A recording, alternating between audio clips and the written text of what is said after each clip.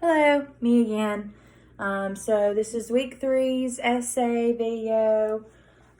This one was, let's see, the top portion was about creating the outline diagram of the body and marking off the regions with the rules of 9, or the rule of 9s, with the burns. So we have that here. These are my illustrations. This is where I drew it into for the next part of the question.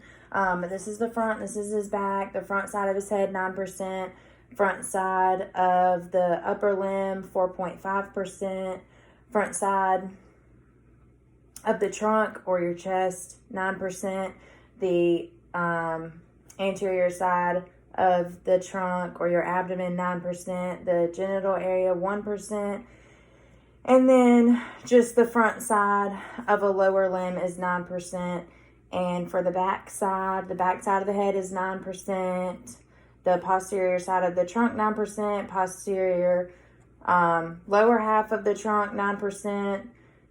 Back side of the lower limb, 9%. And back side of the upper limb, 4.5%. So with that being said, it said, what percent of the total body surface is affected if the skin over the following body parts is burned? The first one was the entire posterior trunk and buttocks. So this is our posterior side, this is our back. So this would be the entire trunk that I have shaded in here. And then I just did his little butt cheeks. So with the entire posterior side being burnt, the top half being 9%, bottom half being 9%, that as a total is going to be 18% of your body. If your whole back side is burnt, including your butt cheeks, that would be 18%.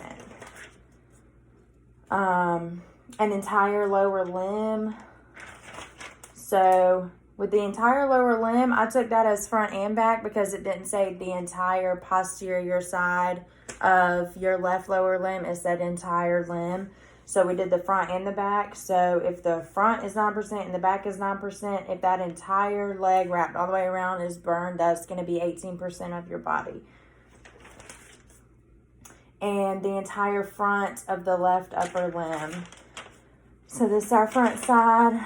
This is going to be our front of our left upper limb or our left arm. And just the one side of it like that is 4.5%. So, let's see. Yeah, so, hang on. Left, entire front of the left, upper left front, entire lower limb, entire posterior. Yeah, so, if you added all of those, if all these areas were burned at the same time, you have your upper left limb, front of your limb at 4.5%, your entire lower limb at 18%, and the entire posterior side of the trunk at 18%. That's going to be around 40% of your body. So we wouldn't know the severity of that without being told the degree of the burns or anything, but that's a lot of your body space to be burned like that. So if you were ever in that situation, I would hope they were just first degree burns, but God forbid. Okay, so moving on to the second part. You go to the beach to swim on a hot, sunny summer afternoon.